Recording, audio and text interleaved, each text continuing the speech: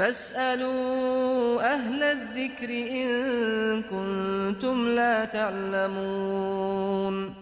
Naam, suala jingine linahusiana na mwanamke ambaye anasema ametokwa na damu ambayo inanuka kama kidonda ila rangi yake ni kama ya hedhi.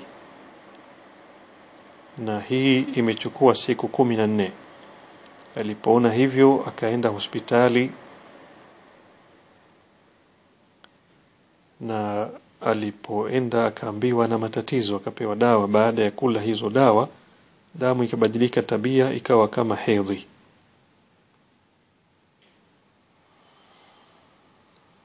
Naam, yani harufu na rangi, na hili mpaka sasa ni siku 2.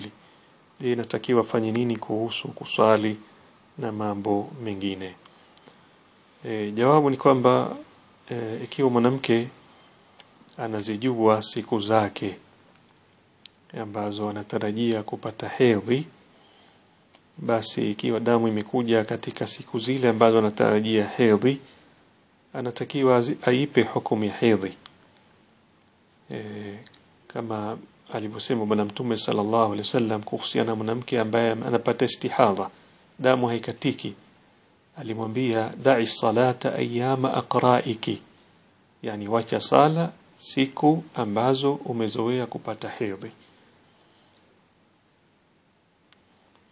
Thumma ightasili wa salli walau qatara ad-damu al-hasiri, kisha oga na usali hata damu kama itaondoka ukiwa umo juu ya msala.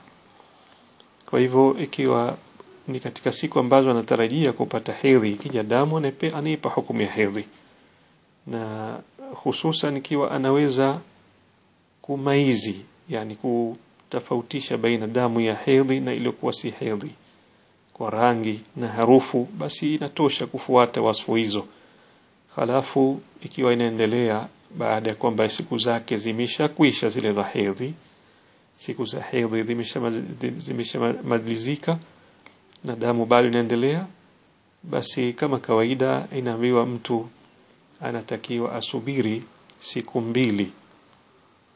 Kwa hedhi anatakiwa, kama siku zimefika mwisho lakini bado damu inaendelea, asubiri siku 2, yani masaa 48 tangu siku imeanza hedhi, yani mpaka siku kama ile.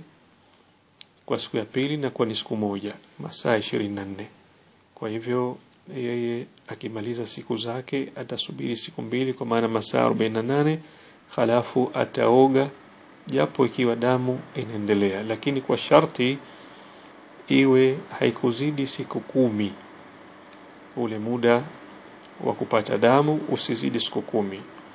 Na kwa hivyo kwa huyu ambaye anasema siku zake ni 14, zote hizi alikuwa akitokwa na damu, basi katika hali hiyo atazame pale mwanzo, kama ilikuwa ni wakati wa kupata hedhi atahesabu kwamba ni hedhi. Kama bado haujafika, basi atachukulia ni damu ya istihadha, na kwa hivyo atakuwa kisali kama kawaida.